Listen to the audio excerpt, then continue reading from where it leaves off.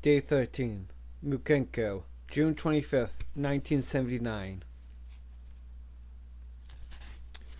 1. Diamonds.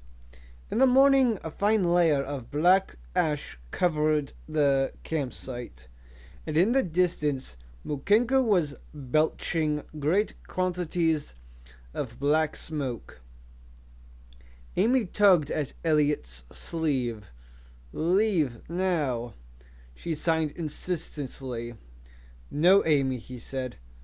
Nobody in the expedition was in the mood to leave, including Elliot. Upon arising, he found himself thinking of additional data he needed before leaving Zinj.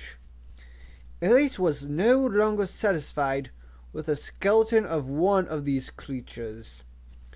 Like men, their uniqueness went beyond the details of physical structure to their behavior. Elliot wanted videotapes of the gray apes, and more recordings of verbalizations, and Ross was more determined than ever to find the diamonds, with Monroe no less interested. "Leave now." Why leave now?" he asked her. "Earth bad. Leave now." Elliot had no experience with volcanic activity, but what he saw did not impress him. Mukenko was more active than it had been in previous days, but the volcano had ejected smoke and gas since their first arrival in Virunga. He asked Monroe, "Is there any danger?" Monroe shrugged. "Kariga thinks so, but he probably just wants an excuse to go home."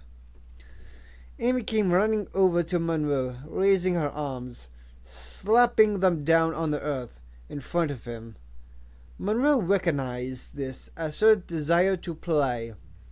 He laughed and began to tickle Amy. She signed to him. "What's she saying?" Monroe asked. "What are you saying, you little devil?" Amy grunted with pleasure and continued to sign. "She says leave now," Elliot translated. Monroe stopped tickling her. "Does she?" he asked sharply. "What exactly does she say?" Elliot was surprised at Monroe's seriousness.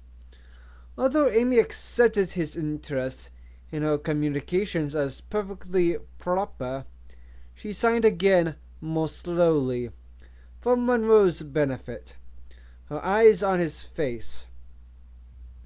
"She says the earth is bad." Monroe said. "Interesting." He glanced at Amy, and then at his watch. Amy signed. "Nosier man listens, Amy. Go home now." "She says you listen to her and go home now," Elliot said. Monroe shrugged. "Tell her I understand." Elliot translated. Amy looked unhappy and did not sign again. "Where's Ross?" Monroe asked. "Here," Ross said. "Let's get moving," Monroe said. And they headed for the lost city.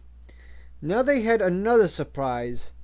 Amy signed she was coming with them, and she hurried to catch up with them. This was their final day in the city, and all the participants in the Congo expedition described a similar reaction. The city, which had been so mysterious before, was somehow stripped of its mystery. On this morning, they saw the city for what it was, a cluster of crumbling old buildings in a hot, stinking, uncomfortable jungle.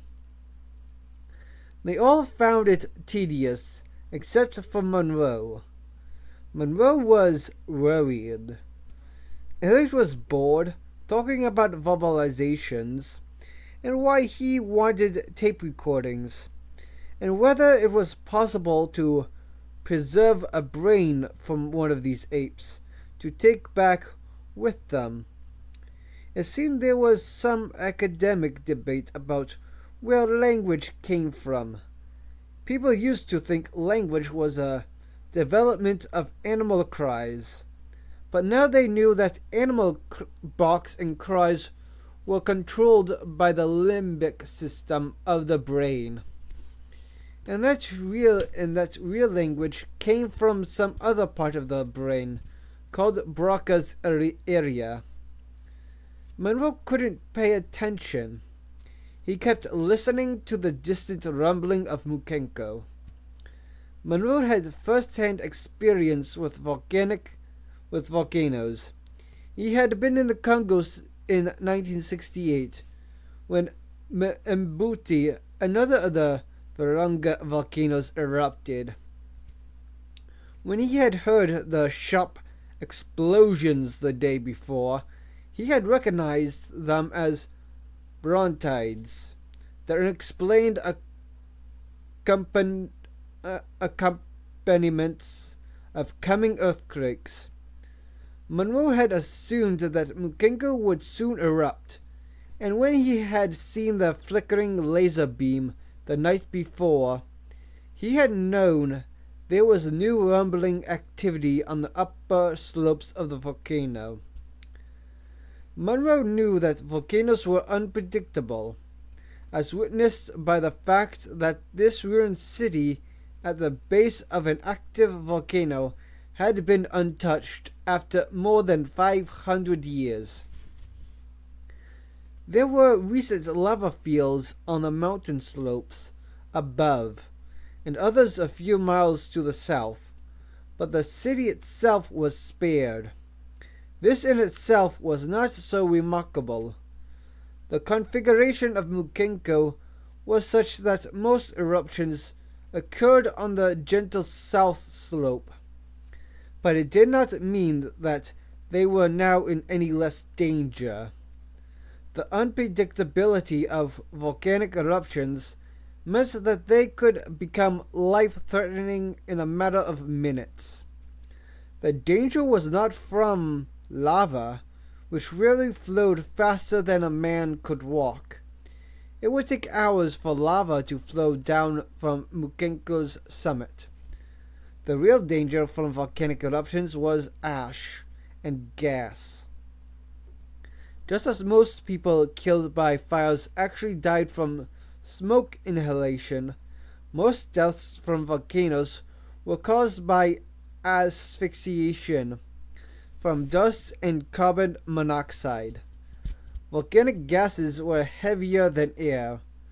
The lost city of Zinj, located in a valley, could be filled in minutes with a heavy, poisonous atmosphere.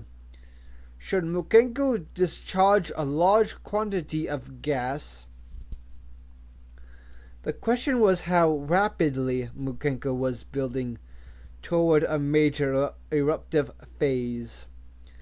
That was why Monroe was so interested in Amy's reactions. It was well known that primates could anticipate geological events such as earthquakes and eruptions. Monroe was surprised that Elliot, babbling away about freezing gorilla brains, didn't know about that.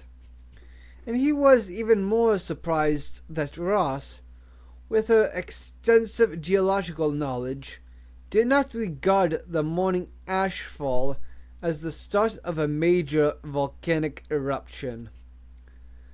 Ross knew a major eruption was building. That morning, she had routinely tried to establish contact with Houston. To her surprise, the transmission keys immediately locked through. After the scrambler notations registered, she began typing in field updates, but the screen went blank and flashed Houston Station Override Clear Banks. It was an emergency signal. She had never seen it before on a field expedition. She cleared the memory banks and pushed the transmit button. There was a burst transmission delay. Then the screen printed. Computer designation, major eruption, signature. Mukenko advised leave site now. Expedition jeopardy, danger. Repeat, all leave site now. Ross glanced across the campsite. Kahiga was making breakfast. Amy squatted by the fire, eating a roasted banana. She had got Kahiga to make special treats for her. Monroe and Elliot were having coffee. Except for the black ash fall, it was a perfectly normal morning at the camp. She looked back at the screen. Major eruption signature. Mukenko advise leave site now. Ross glanced up at the smoking cone of Mukenko. The hell with it, she thought. She wanted the diamonds, and she had gone too far to quit now. The screen blinked. Please signal reply. Ross turned the transmitter off. As the morning progressed, they felt several sharp jolting earth's tremors, which released clouds of dust from the crumbling buildings. The rumblings of Mukenko became more frequent. Ross paid no attention. It just means this is elephant country, she said. That was an old geological adage. If you're looking for elephants, go to elephant country. Elephant country meant a likely spot to find whatever minerals you were looking for. And if you want diamonds, Ross said, shrugging, you go to volcanoes. The associations of diamonds with volcanoes had been recognized for more than a century, but it was still poorly understood. Most theories postulated that diamonds' crystals of pure carbon were formed in the intense heat and pressures of the upper mantle 1,000 miles beneath the Earth's surface. The diamonds remained inaccessible at this depth, except in volcanic areas, where rivers of molten magma carried them to the surface. But this did not mean that you went to erupting volcanoes to catch diamonds being spewed out. Most diamond mines were at the site of extinct volcanoes, in fossilized cones called kimberlite pipes, named for the geological formations in Kimberley, South Africa. Virunga, near the geologically unstable Rift Valley, showed evidence of continuous volcanic activity for more than 50 million years. They were now looking for the same fossil volcanoes which the earlier inhabitants of Zinj had found. Shortly before noon, they found them, halfway up the hills east of the city, a series of excavated tunnels running into the mountain slopes of Mukenko. Elliot felt disappointed. I don't know what I was expecting, he said later, but it was just a brown-colored tunnel in the earth, with occasional bits of dull brown rock sticking out. I couldn't understand why Ross got so excited. Those bits of dull brown rock were diamonds. When cleaned, they had the transparency of dirty glass. They thought I was crazy, Ross said, because I began jumping up and down, but they didn't know what they was looking at. In an ordinary kimberlite pipe, diamonds were distributed sparsely in the rock matrix. The average mine recovered only 32 carats, a 50 of an ounce. For every 100 tons of rock removed, When you looked down a diamond mine shaft, you saw no diamonds at all. But the zinc mines were lumpy with protruding stones. Using his machete, Monroe dug out 600 carats, and Ross saw 6 or 7 stones protruding from the wall, each as large as the one Monroe had removed. "Just looking," she said later, "I could see easily 4 or 5,000 carats, with no further digging, no separation, nothing, just sitting there. It was a richer mine than the premier in South Africa. It was unbelievable." Elliot asked the question that had already formed in Ross's own mind. "If this mine is so damn rich," he said, "why was it abandoned?" "The guerrillas got out of control," Monroe said. "They staged a coup." He was laughing, plucking diamonds out of the rock. Ross had considered that, as she had considered Elliot's earlier suggestion, that the city had been wiped out by disease. She thought a less exotic explanation was likely. "I think," she said, "that as far as they were concerned, the diamond mines had dried up, because as gemstones, these crystals were very poor indeed, blue streaked with impurities. The people of Zinj could not have imagined that 500 years in the future, these same worthless stones would be more scarce and desirable than any other mineral resource on the planet." "What makes these blue diamonds so valuable?" "They are going to change the world," Ross said in a soft voice. "They are going to end the nuclear age." 2. War at the speed of light. In January 1979, testifying before the Senate Armed Service Subcommittee, General Franklin F. Martin of the Pentagon Advanced Research Project Agency said in 1939, at the start of World War II, the most important country in the world to the American military effort was the Belgian Congo. Martin explains that as a kind of accident of geography, the Congo now Zaire has for 40 years remained vital to American interests, and will assume even more importance in the future. Martin said bluntly that this country will go to war over Zaire before we go to war over any Arab oil state.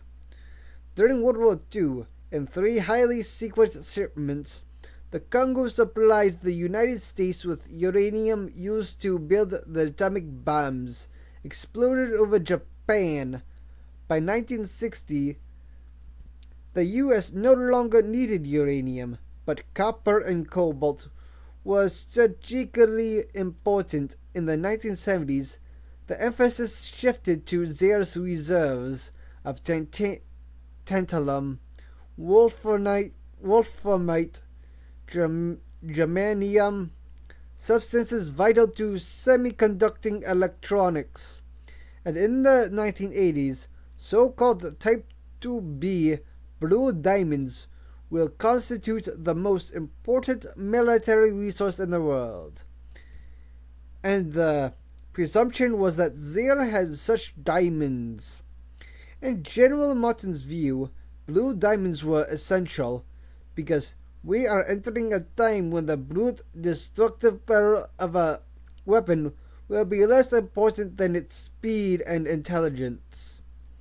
For 30 years, military thinkers had been awed by intercontinental ballistic missiles.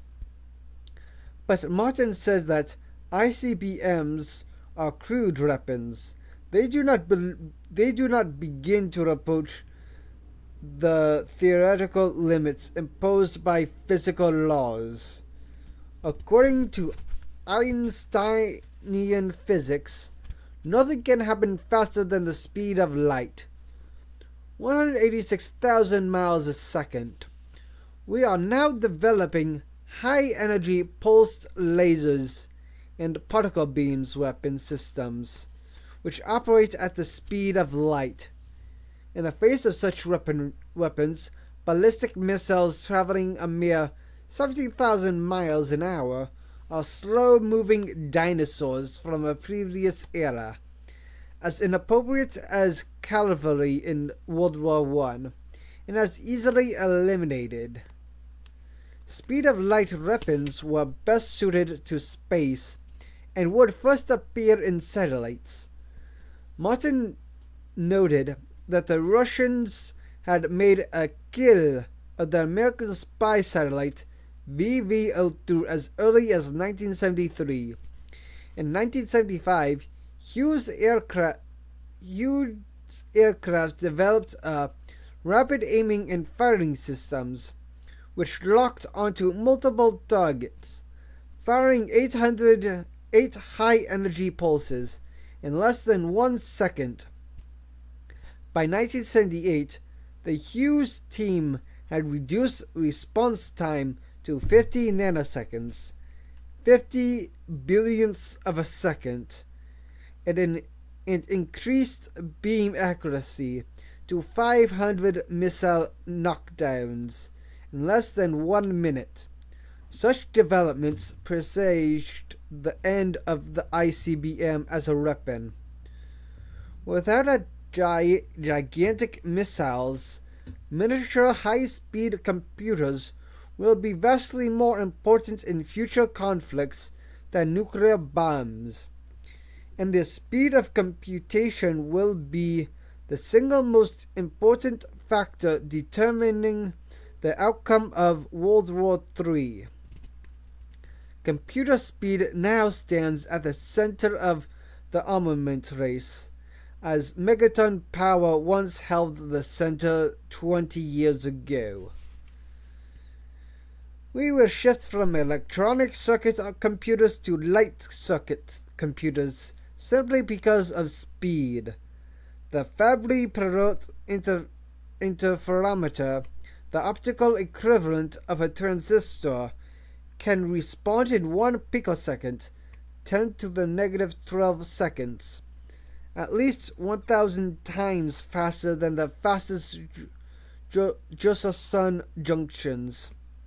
The new generation of optical computers, Martin said, would be dependent on the availability of Type 2b boron-coated diamonds. And let's recognize at once the most serious consequence of the speed of light weapons.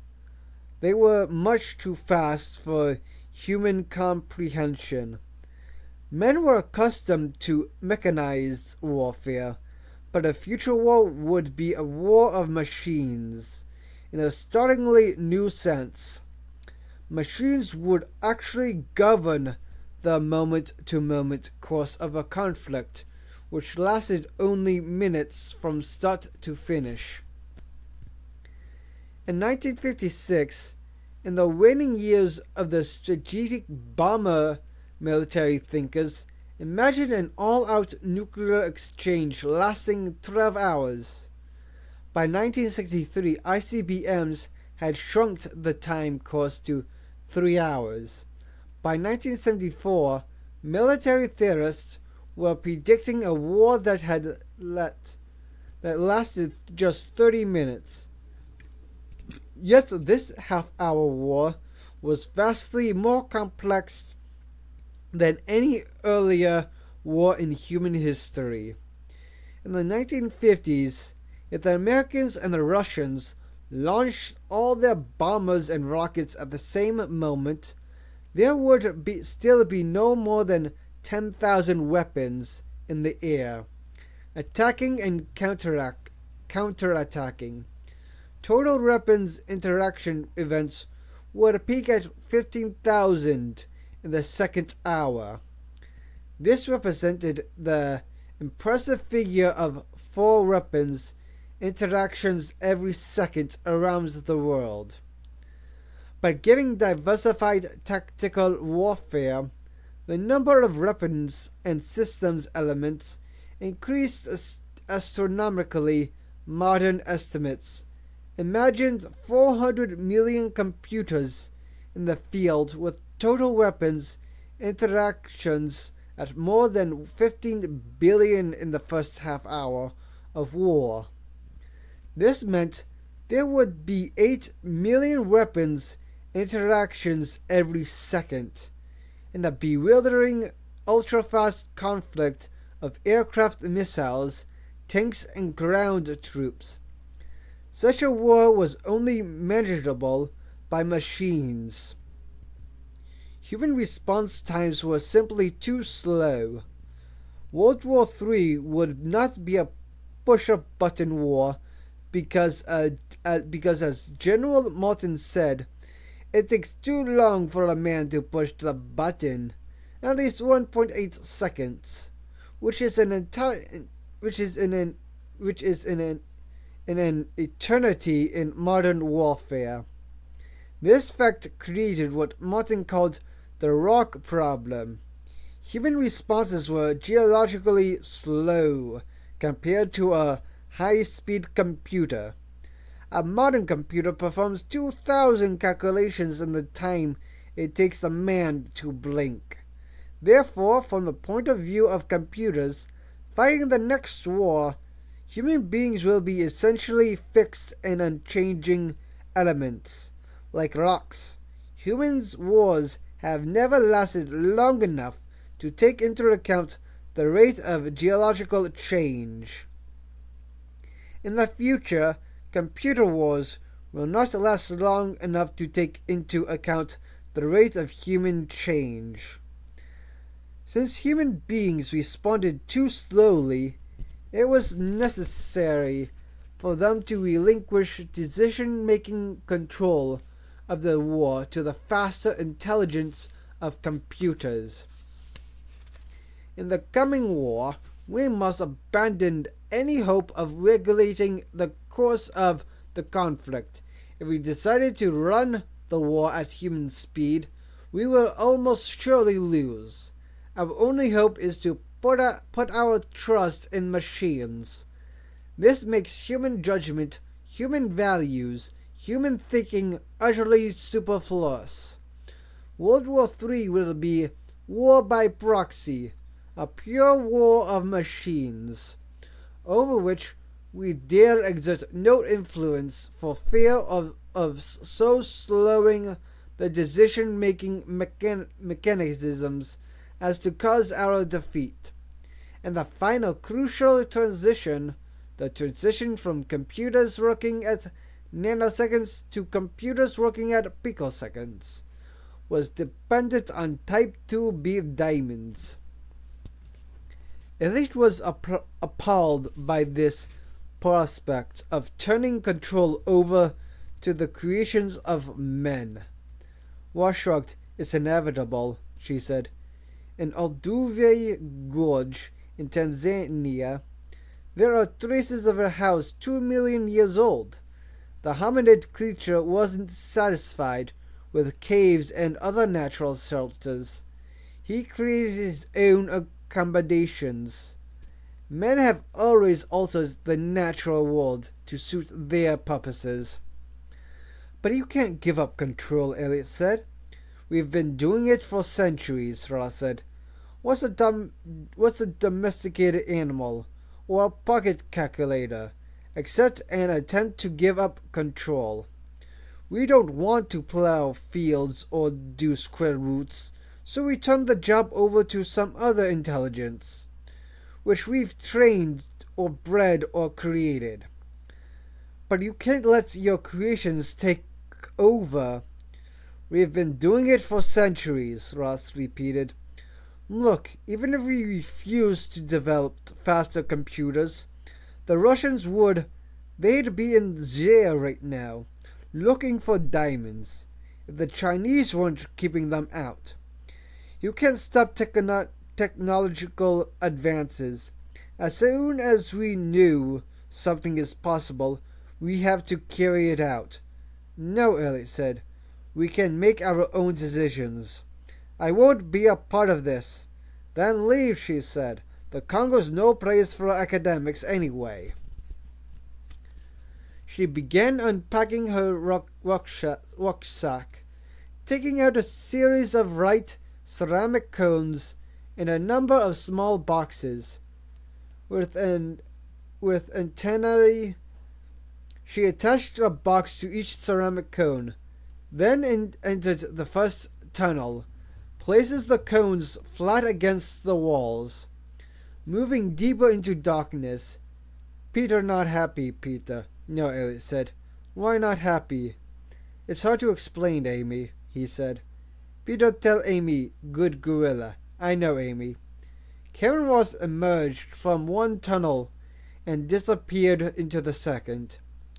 Elliot saw the glow of her flashlight as she placed the cones, and then she was hidden from view. Monroe came out into the sunlight, his pockets bulging with diamonds. Where's Ross? In the tunnels. Doing what? Some kind of explosive test. Looks like, Elliot gestured to the 3 remaining ceramic cones on the ground near her pack. Monroe picked up one cone and turned it over. Do you know what these are? He asked. Elliot shook his head. There are C's, Monroe said, and she's out of her mind to place them here. She could blow the whole place apart.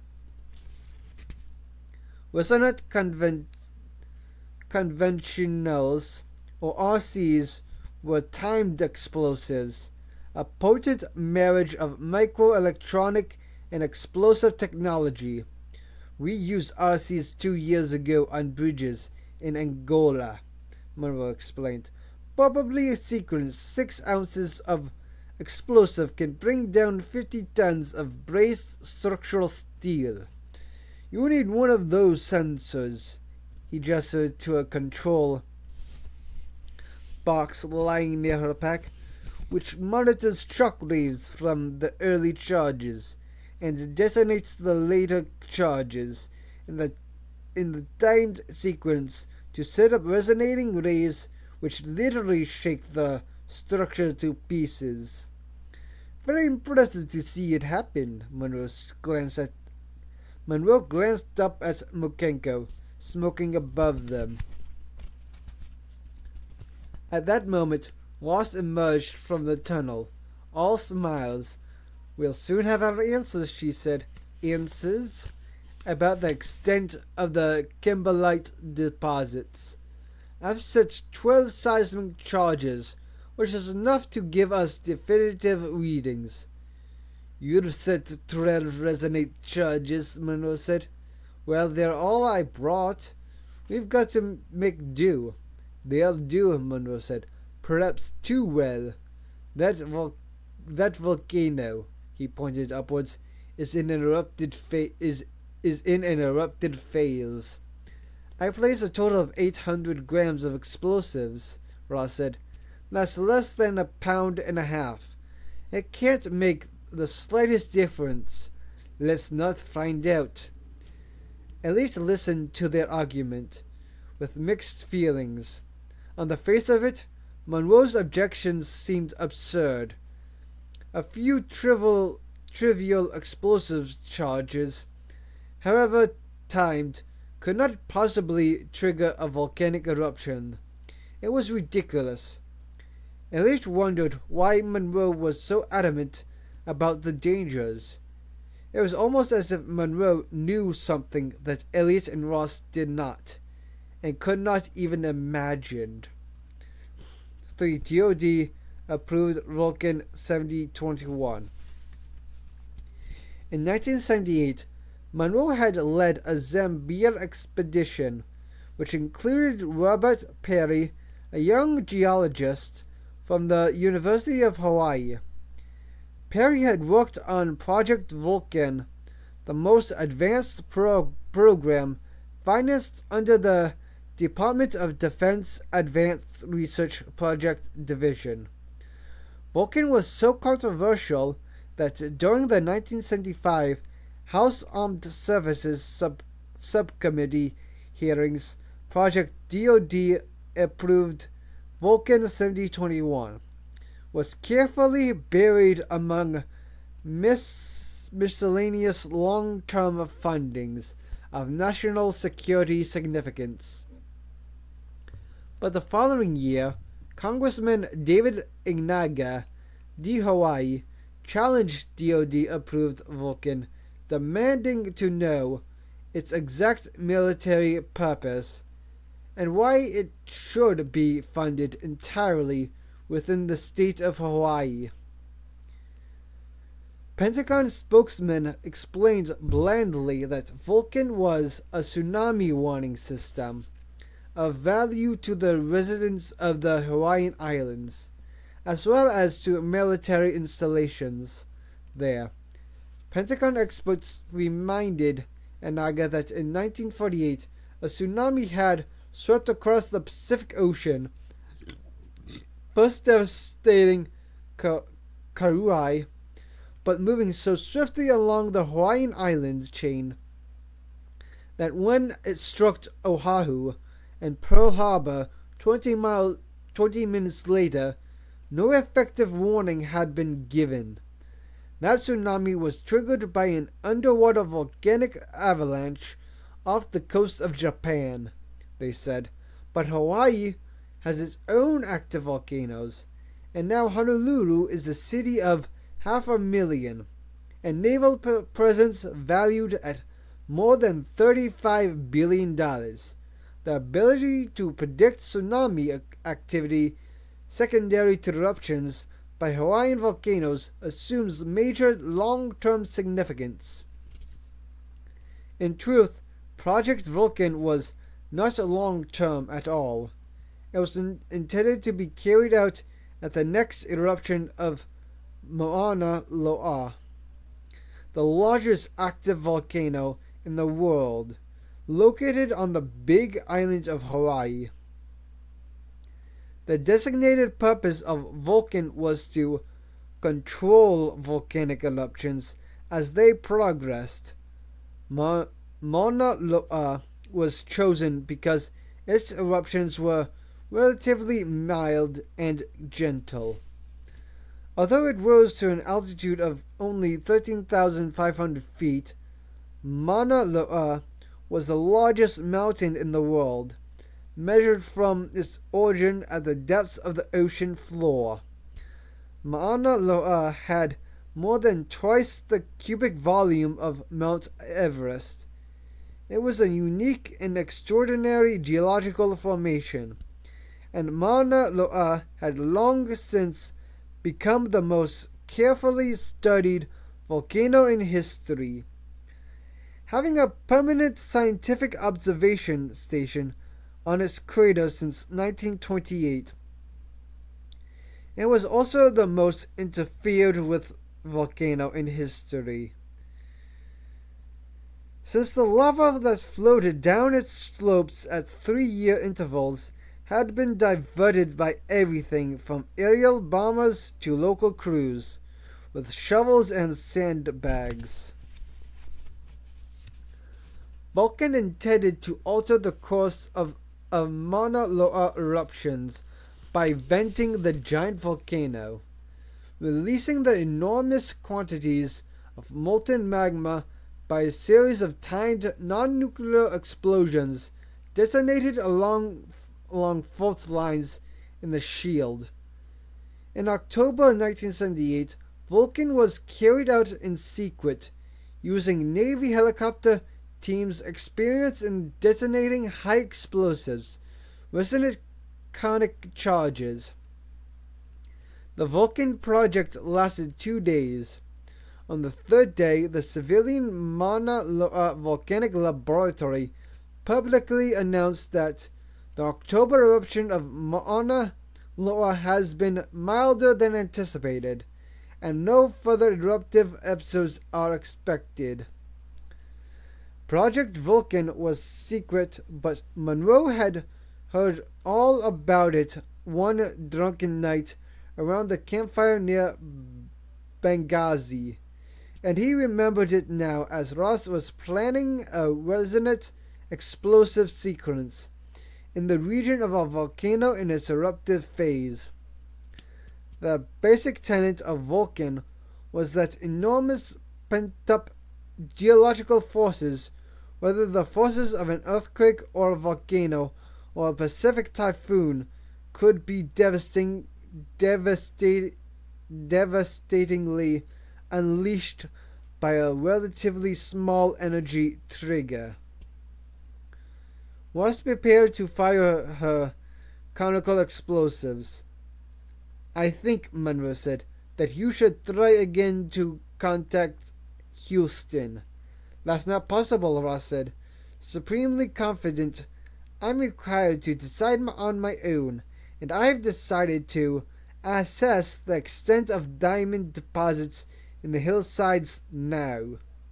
As the argument continued, Amy moved away. She picked up the detonating device lying alongside Ross's pack. It was a tiny handheld device with 6 glowing LEDs, more than enough to fascinate Amy. She raised her fingers to push the buttons. Ken Ross looked over. Oh, God! Monroe turned. Amy, he said softly. Amy, no. No, Amy. No good. Amy, good, gorilla. Amy, good. Amy held the detonating device in her hand. She was captivated by the winking LEDs. She glanced over at the humans. No, Amy, Monroe said. He turned to Elliot. Can't you stop her? Oh, what the hell, Ross said. Go ahead, Amy. A series of rumbling explosions blasted gleaming diamond dust from the mine shafts. And then there was silence. Well, Ross said finally, I hope you're satisfied. It's perfectly clear that such a minimal explosive charge could not affect the volcano. In the future, you can leave the scientific aspects to me and then Mukenko rumbled, and the earth shook so hard that they were all knocked to the ground. For Earth's Houston. At 1 a.m. Houston time, R.B. Travis frowned at the computer monitor in his office. He had just received the latest photosphere imagery from Kitt Peak Observatory via a GSFC telemetry.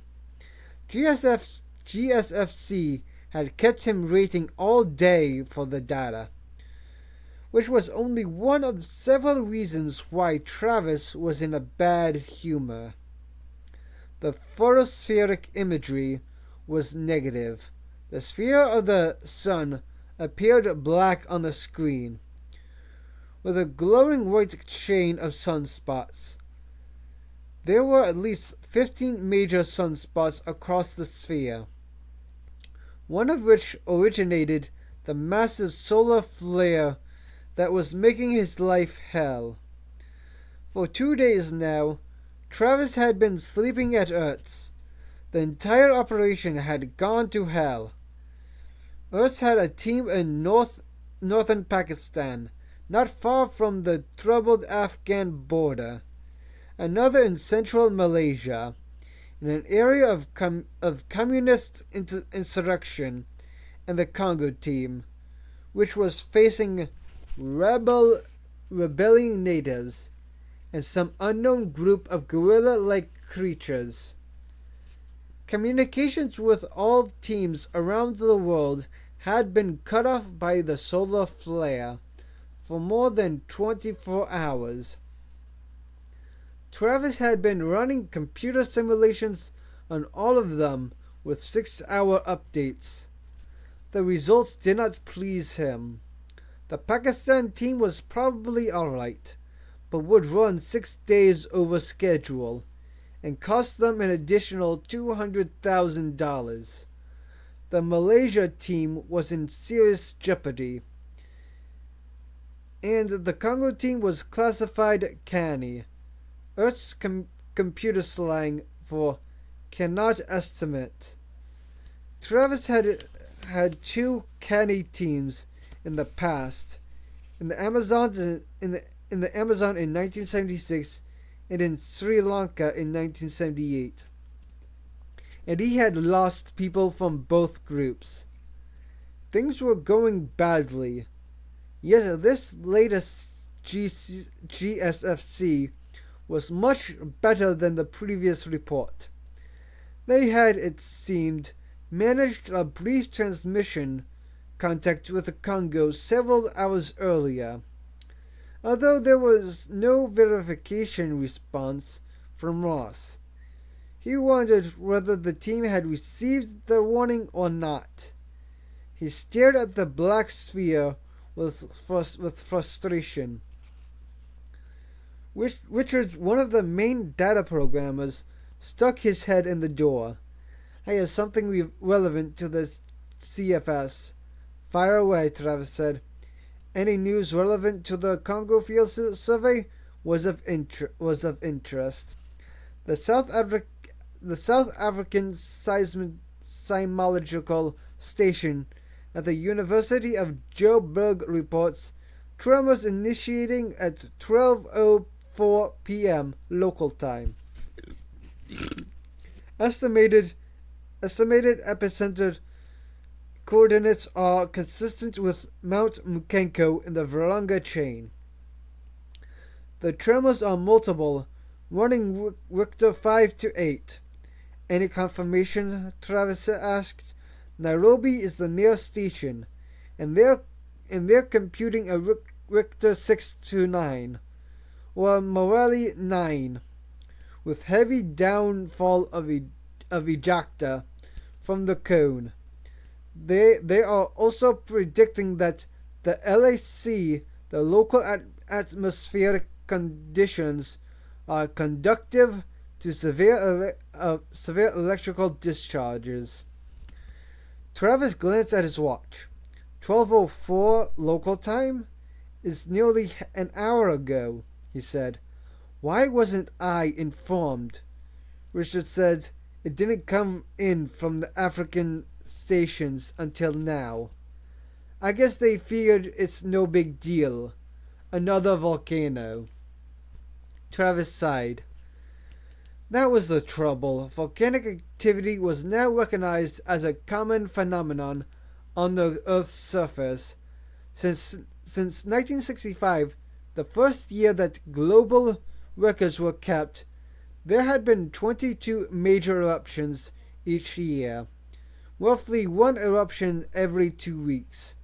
Outlying stations were in no hurry to report such ordinary occurrences to delay was proof of fashionable boredom. "But they have problems," Richard said.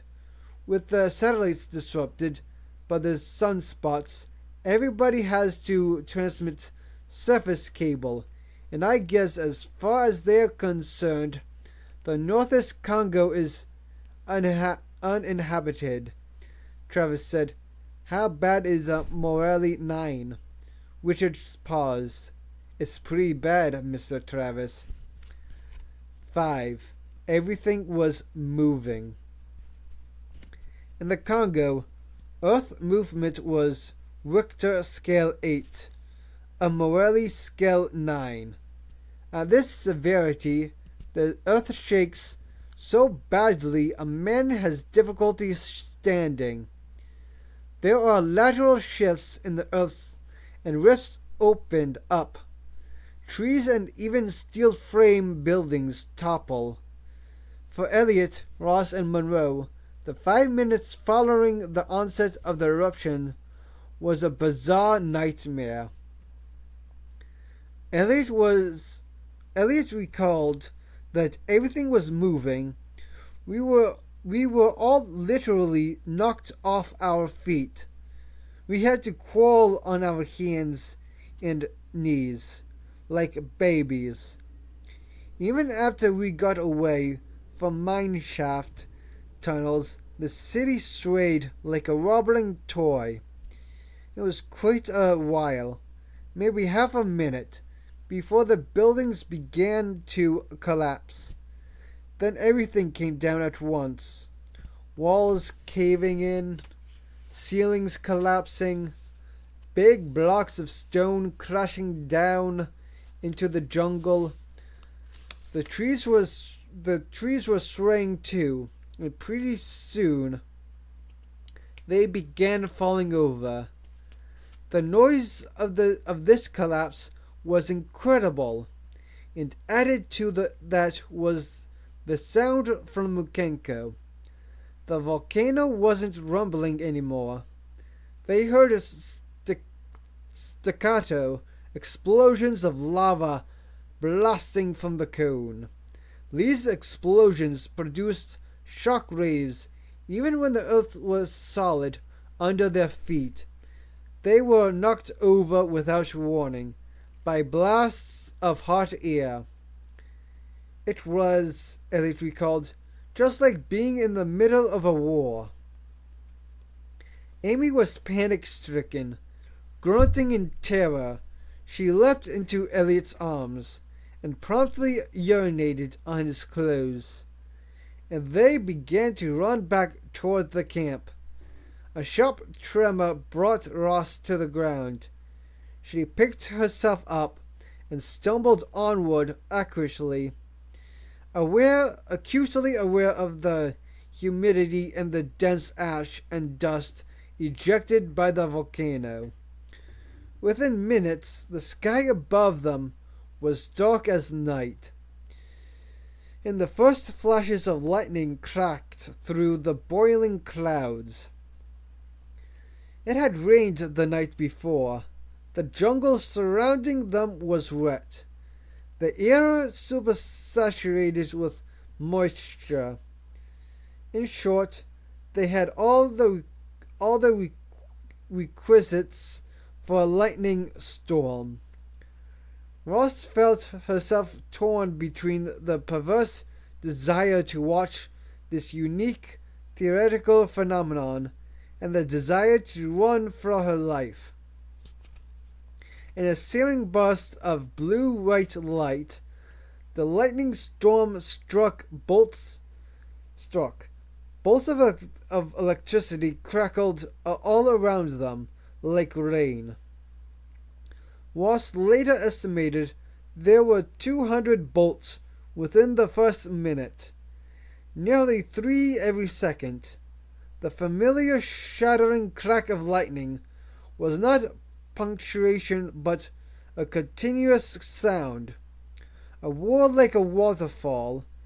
The booming thunder caused sharp ear pains, and the accompanying shock waves literally knocked them backward. Everything happened so fast that they had little chance to absorb sensations. Their ordinary expectations were turned upside down. One of the porters, Ambury, had come back toward the city to find them. They saw him standing in a clearing, waving them ahead, when a lightning bolt crashed up through a nearby tree into the sky. Ross had known that the lightning flash came after the invisible downward flow of electrons, and actually ran upward from the ground to the clouds above. But to see it, the explosive flash lifted Ambury off his feet and tossed him through the air toward them. He scrambled to his feet, shouting hysterically in Swahili. All around them, trees were cracking, splitting and hissing, clouds of moisture as the lightning bolts shot upward through them.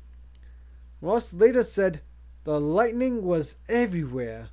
The blinding flashes were continuous, with this terrible sizzling sound. That man, Ambury, was screaming, and the next instant the lightning grounded through him. I was close enough to touch him, but there was very little heat, just white light. He went rigid, and there was this terrible smell, as his whole body burst into flame, and he fell to the ground. Monroe rolled on him to put out the fire, but he was dead, and we ran on. There was no time to react. We kept falling down from the earthquake tremors.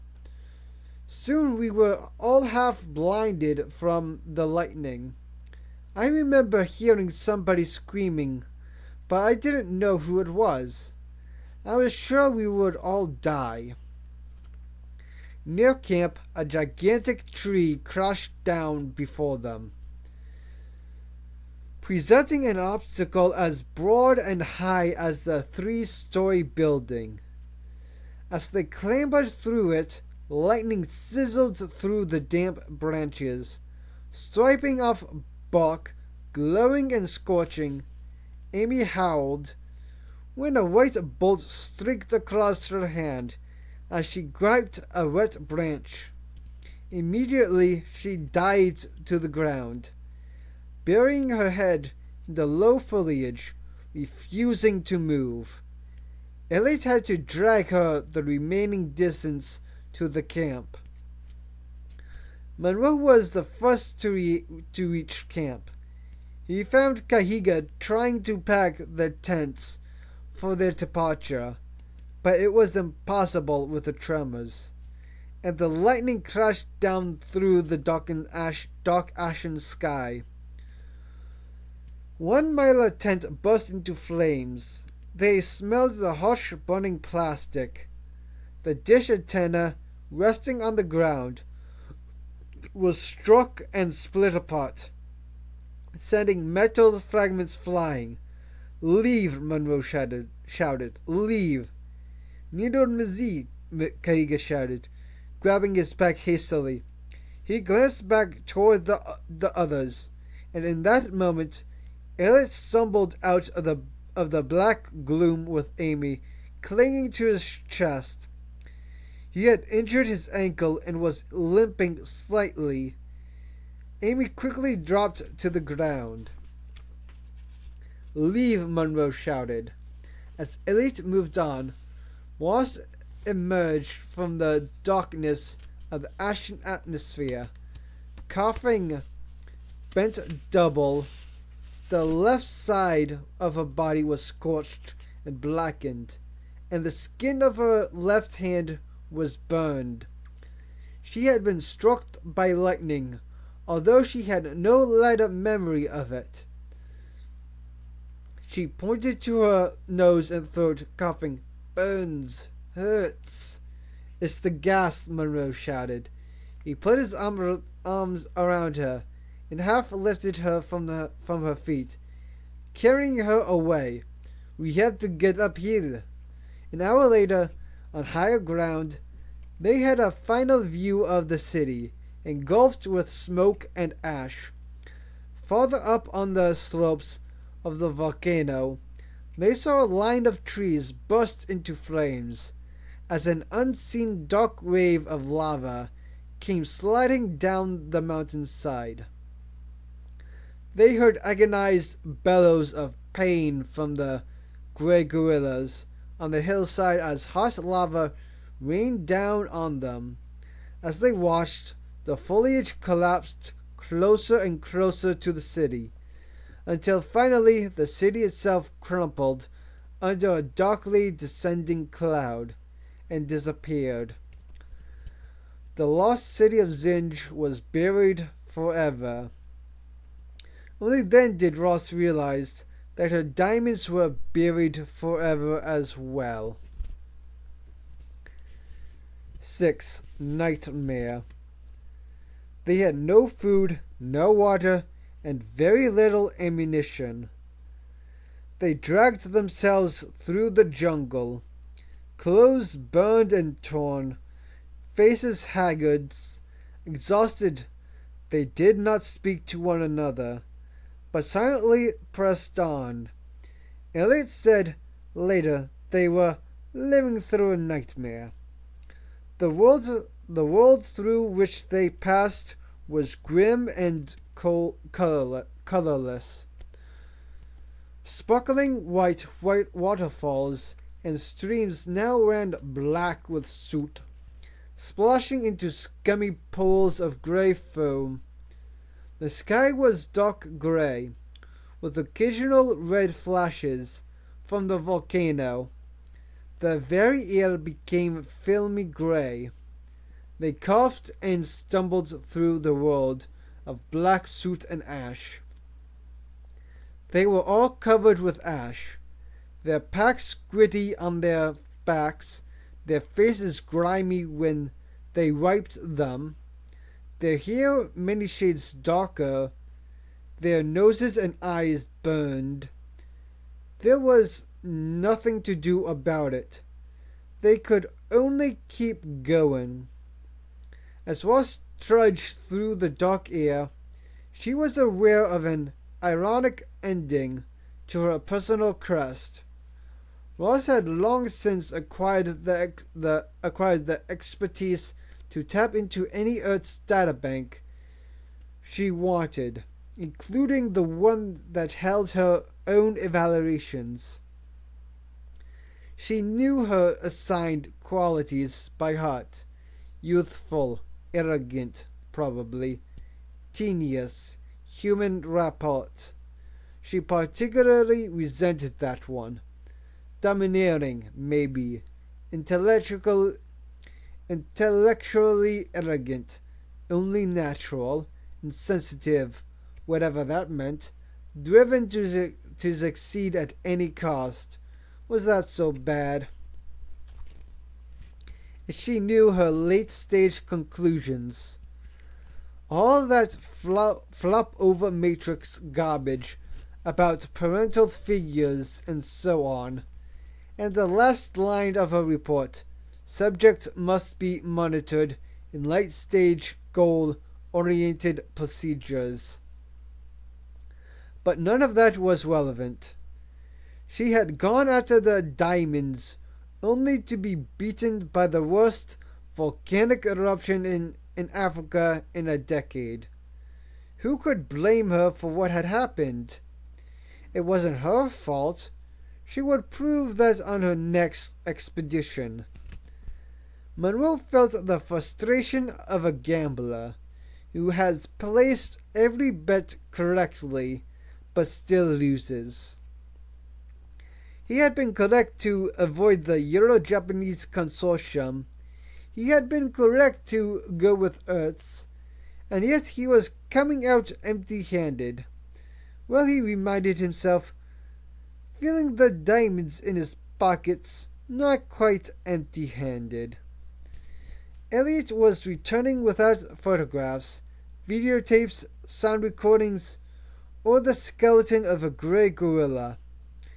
Even his measurements had been lost. Without such proofs, he dared not claim a new species. In fact, he would be unwise even to discuss the possibility. A great opportunity had slipped away from him, and now walking through the dark landscape, he had only a sense of the natural world gone mad. Birds fell screeching from the sky, flopping at their feet, asphyxiated by the gases in the air above. Bats skittered through the midday air. Distant animals shrieked and howled.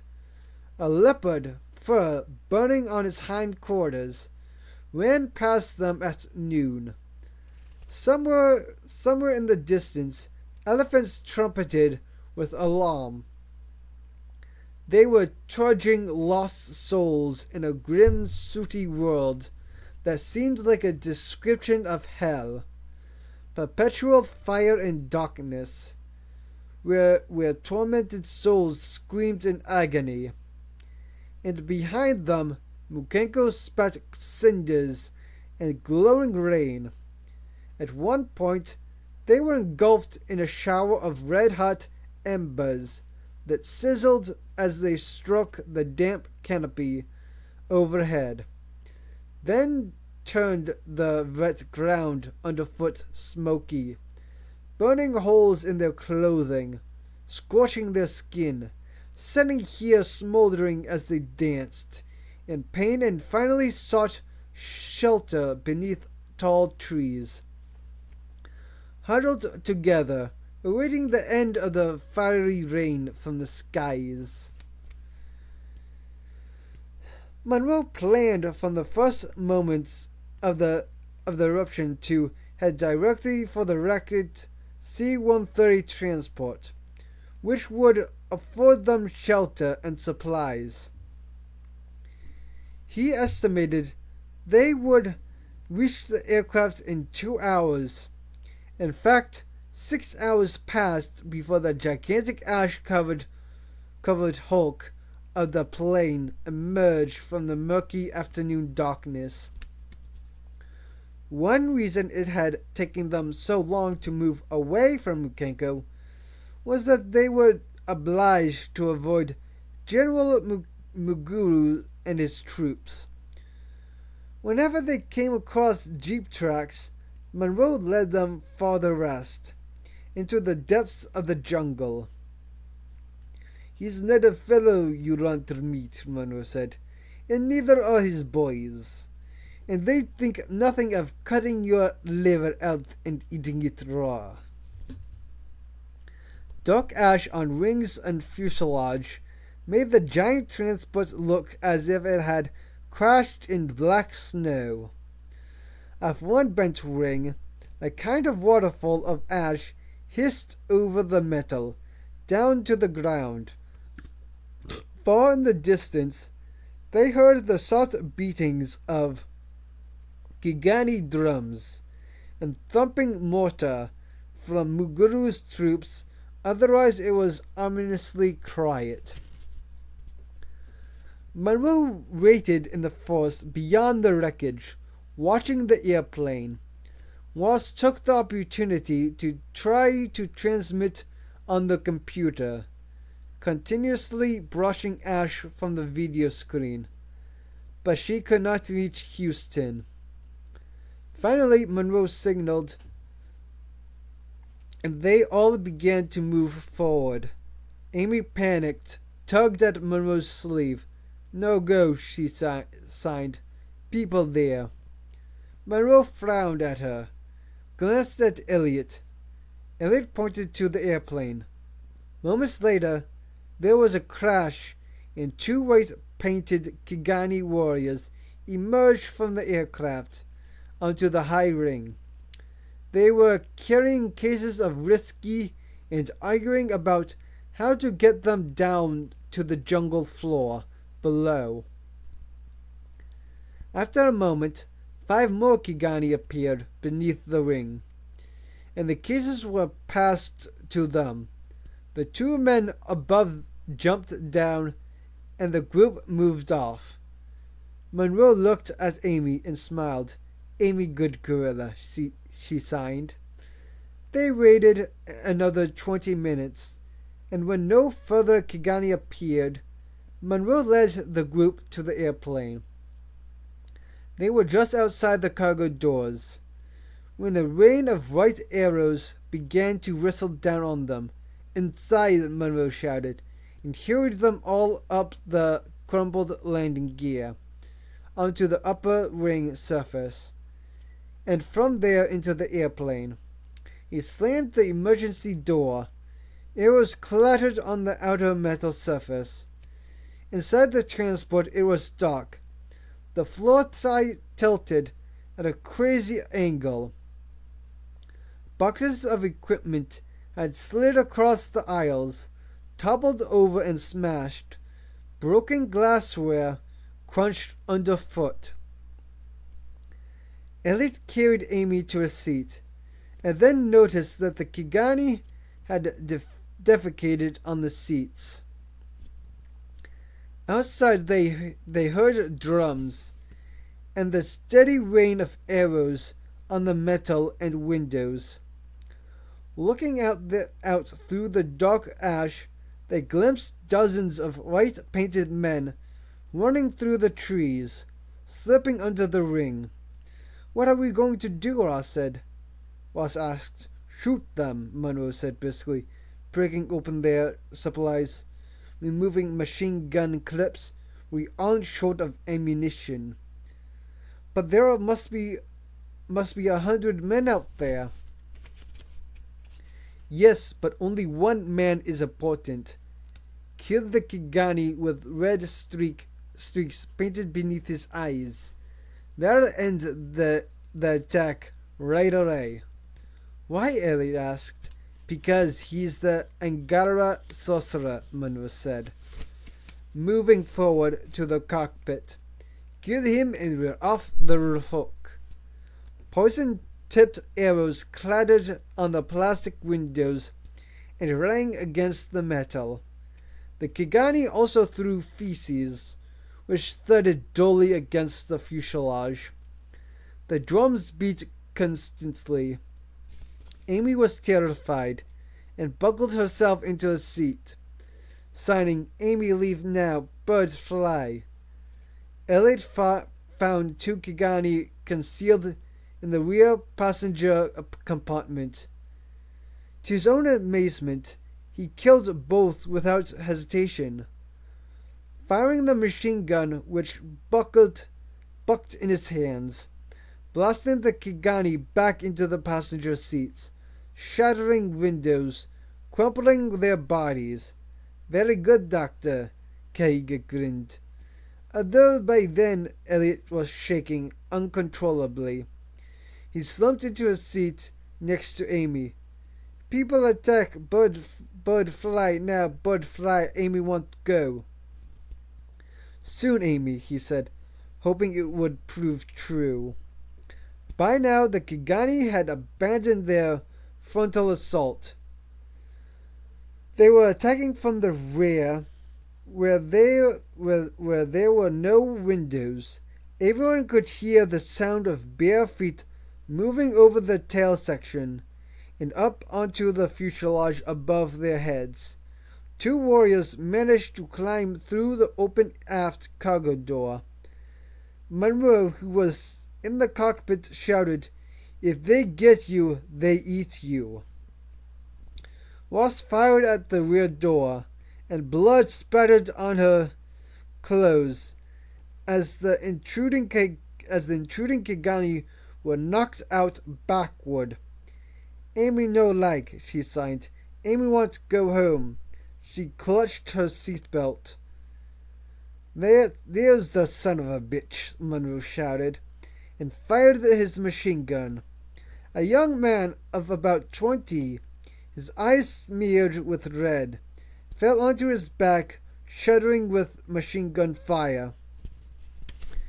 "Got him," Monroe said. "Got the Angara." He sat back and allowed the warriors to remove the body. It was then the Kigani attack ended, the warriors retreating into the silent bush. Monroe bent over the slumped body of the pilot and stared out at the jungle. "What happens now?" Elliot asked. "Have we won?" Monroe shook his head. "They'll wait for nightfall. Then they'll come back to kill us all." Elliot said, What will we do then?" Monroe had been thinking about that. He saw no possibility of their leaving the aircraft for at least 24 hours. They needed to defend themselves at night, and they needed a wider clearing around the plane during the day.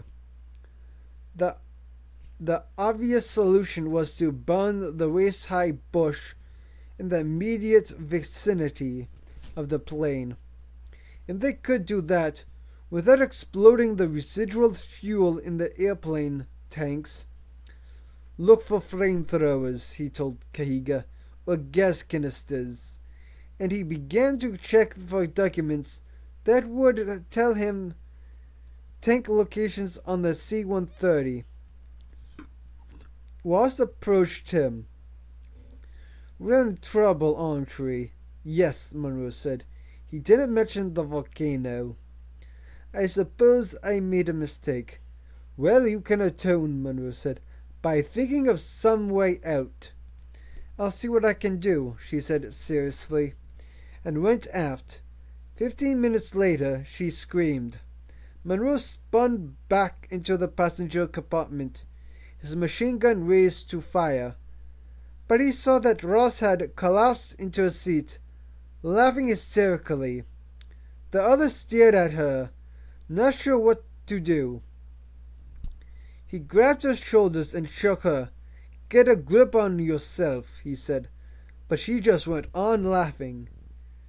Kahiga stood next to a gas cylinder, marked propane. She seized this and asked, "How many more?" I tell her 6 more. She begins to laugh. Monroe frowned. The cylinder was large, 20 cubic feet. Kahiga, what did they carry that propane for? Kahiga shrugged. Too big for cooking. They need only 10 cubic feet for cooking. Monroe said, "And there are 6 more like this?" "Yes, boss, 6. That's a hell of a lot of gas," Monroe said. And then he realized that Ross, with her instinct for planning, would have grasped at once the significance of all that propane. And Monroe also knew what it meant, and he broke into a grin. Annoyed, Elliot said, "Will someone please tell us what this means?" "It means," Monroe said, through his laughter, "it means things are looking up." Buoyed by 50,000 pounds of heated air from the propane gas ring, the gleaming plastic sphere of the consortium balloon lifted off from the jungle floor and climbed swiftly into the darkening night air. The Kigani came running from the forest, the warriors brandishing spears and arrows. Pale white arrows sliced up in the fading light, but they fell short, arcing back down to the ground again. The balloon rose steadily into the sky, at an altitude of 2,000 feet. The sphere caught an easterly wind which carried it away from the dark expanse of the Congo forest. Over the smoking red volcanic heart of Mount Mukenko and across the sharp depression of the Rift Valley. Vertical walls shimmering in the moonlight. From there, the balloon slid across the Zaire border, moving southeast toward Kenya and civilization. Epilogue: The Place of Fire. On September 18, 1979, the Landsat 3 satellite, at the nominal altitude of 918 kilometers, recorded a 185-kilometer wide scan of band 6, 0.7 to 0.8 millimicrons in the infrared spectrum over Central Africa, penetrating cloud cover over the rainforest. The acquired image clearly showed the eruption of Mount Mukenko, still continuing after 3 months. The computer projections of ejecta estimated 6 to 8 cubic kilometers of debris dispersed into the atmosphere, and another 2 to 3 cubic kilometers of lava released down the western flanks of the mountain. The natives called it Kanyalifika, the place of fire.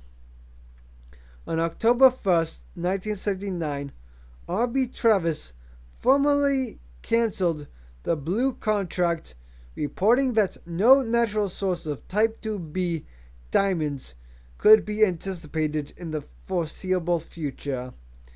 The Japanese electronics firm of Hakamichi revived interest in the Nagura artificial boron doping process. American firms had also begun work on doping. It was expected that the process would be perfected by 1984.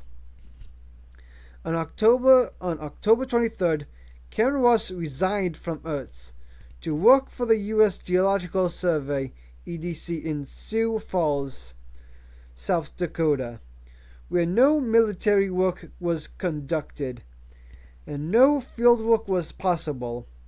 She has since married John Bellingham, a scientist at EDC.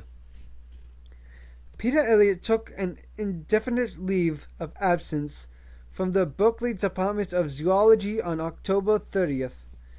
A press release cited Amy's increasing maturity and size, making further laboratory research difficult. Project Amy was formally disbanded, although most of the staff accompanied Elliott and Amy to the Institute of Etudes and Ethnologiques at Bukama Zia. Here, Amy's interactions with wild gorillas continues to be studied in the field. In 1979, she was thought to be pregnant. By then, she was spending most of her time with a local gorilla troop, so it was difficult to be sure. She disappeared in May 1980. The Institute conducted a census of mountain gorillas from March to August 1980. The estimate was 5,000 animals in all, approximately half the estimate of George Scholar, field biologist, 20 years before. These data confirmed that the mountain gorilla is disappearing rapidly. Zoo reproduction rates have increased, and gorillas are unlikely to become technically extinct, but their habitats are shrinking under the press of mankind, and researchers suspect that the gorilla will vanish as a wild, free-roaming animal in the next few years. Keiga returned to Nairobi in 1979, working in a Chinese restaurant which went bankrupt in 1980. He then joined the National Geographic Society expedition to Botswana to study hippos. Akihabara, the eldest son of the porter Marani and the radio astronomer at Cambridge, England, won the Herskovits Prize in 1980 for research on X-ray emissions from the galactic source M322. At a handsome profit, Charles Monroe sold 31 carats of blue Type 2B diamonds on the Amsterdam bourse in late 1979. The diamonds were purchased by Intel, Inc., an American micronics company. Subsequently, he was stabbed by a Russian agent in Antwerp in January 1980. The agent's body was later recovered in Brussels. Monroe was arrested by an armed border patrol in Zambia in March 1980, but charges were dropped. He was reported in Somalia in May, but there is no confirmation. He still resides in Tangier. A Lancet 3 image acquired on January 8, 1980 showed that the eruption of Mount Mukenko had ceased. The faint signature of cross laser beams, recorded on some earlier satellite passes, was no longer visible. The project intersection point now marked a field of black quatermain lava with an average depth of 800 meters, nearly half a mile over the lost city of Zinj. Well, thank you. This has been Congo. Hopefully you enjoyed the book, and if you want to you can also buy things with good voices and good listening tools, good actors. Yeah, that has been finished. Thank you for listening.